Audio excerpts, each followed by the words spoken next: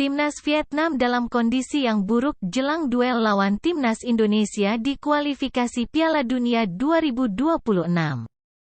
Sebab, performa para penyerang mereka di liga domestik sedang tidak impresif. Vietnam dan Indonesia akan berjumpa pada matchday ketiga grup kualifikasi Piala Dunia 2026 zona Asia.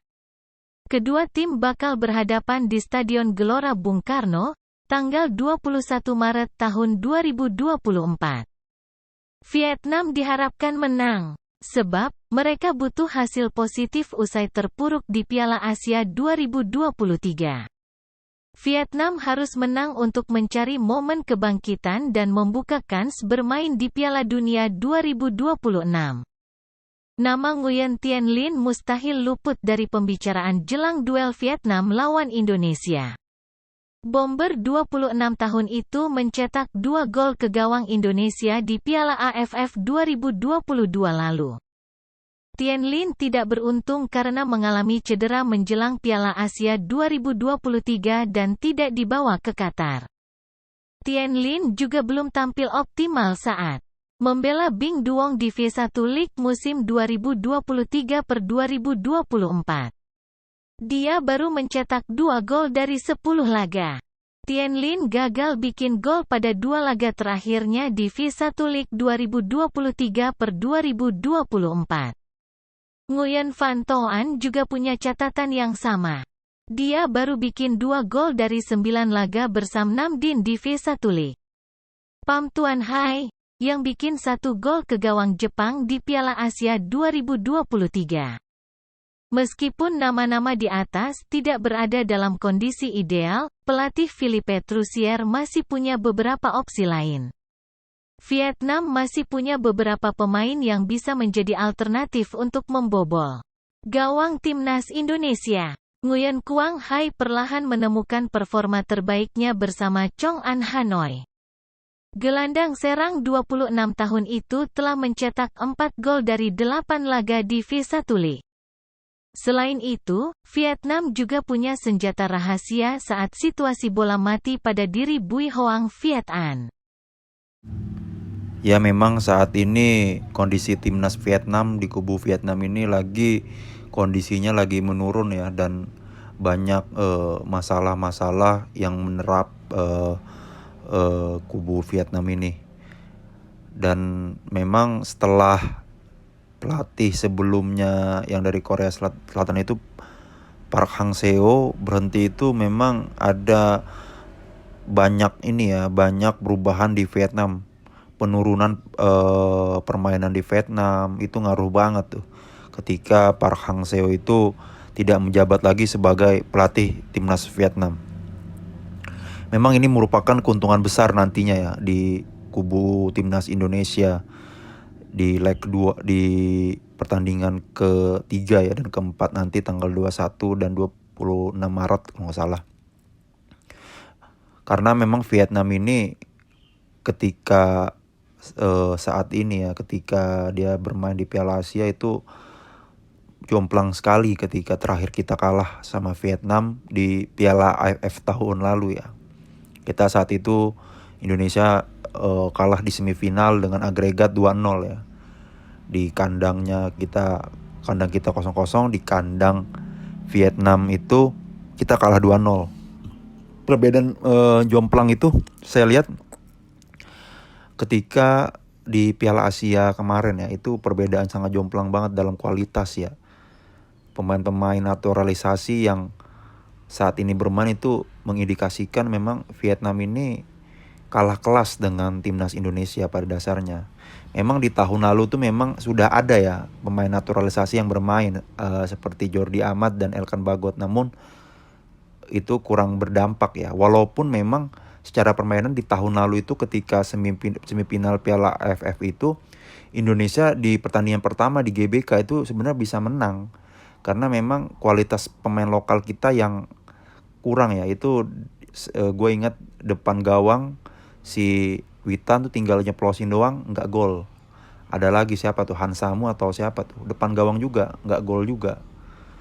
Sebenarnya kondisi di tahun lalu itu sebenarnya ketika kita kalah itu menggambarkan kita sudah berimbang sebenarnya. di tahun lalu ya kondisinya. Walaupun memang Park Hang-seo setahu gue tahun lalu itu memang sudah masih menjabat sebagai pelatih. Dan kita kalah 2-0 itu memang kalah mental aja sih pas di kandang Vietnam itu. Kalau sekarang mungkin ya gue lihat dengan adanya banyak pemain naturalisasi yang di kubu kita ini, kemungkinan kita bisa menang di kandangnya Vietnam tuh terbuka lebar sekali. Gue lihat dengan kualitas pemain kita ini kita bisa mengalahkan mereka. Terlebih dengan situasi kondisi di kubu Vietnam ini lagi parah-parahnya, dengan peralihan permainan cara taktikal yang kita lihat biasanya di ketika Vietnam itu dilatih oleh Park Hang-seo itu permainan Spartan, patriotik, tidak menyerah, tangguh, berani, itu di Vietnam banget ya. Tapi ketika ada perubahan pelatih menjadi si Philippe Tauchère ini yang menganut sepak bola Eropa, itu dirasa kalau gue lihat kurang cocok ya, dan berimbas dengan permainan Vietnam itu sendiri, dan juga berimbas terhadap kualitas pemain-pemain timnas Vietnam saat ini ya. Kita sebut saja si Tien Linh ini nih. Tien Linh ini gue inget banget nih, penyerang Vietnam yang mengerikan ya. Kekar, tinggi, lompatannya luar biasa, tendangannya luar biasa, adu body kuat. Dan berkali-kali Tien Linh ini ketika berjumpa dengan Indonesia, melawan Indonesia itu menjebol gawang timnas Indonesia ya. Dan saat ini kita lihat infonya itu memang Tien Linh ini lagi mandul-mandulnya di klub maupun di timnas ya. Jadi praktis penyerang Vietnam ini lagi posisinya lagi parah-parahnya. Begitu juga yang backnya itu si Van Duong, gue inget banget tuh yang ngelawan Indonesia, Evan Dimas ditendang. Pokoknya Spartan banget menjaga pertahanan Vietnam. Namun gue lihat nama dia udah nggak ada atau kemana ya kemarin tuh ngelawan Vietnam tuh. Jadi praktis hanya mengandalkan permainan tiki taka biasa aja Vietnam kemarin tuh ngelawan Indonesia. Dan ketika di Piala Asia juga ngelawan Indonesia kemarin tuh, ketika serangan balik tuh kayak beda kelas, selalu digagalkan sama pertahanan Indonesia dengan cara-cara yang beda kelas lah pokoknya. Itu cara bermainnya. Nah, praktis paling yang agak kita sorot itu di Quang Hai doang sih gue lihat, yang masih agak stabil. Namun kalau Quang Hai aja kan nggak bisa ya, perlu didukung oleh teman-teman satu rekan timnya ya dalam mengembangkan permainan. Makanya ini di kemudian juga banyak pandit-pandit Vietnam juga mengatakan bahwa saat ini situasi sepak bola Vietnam lagi kacau balau.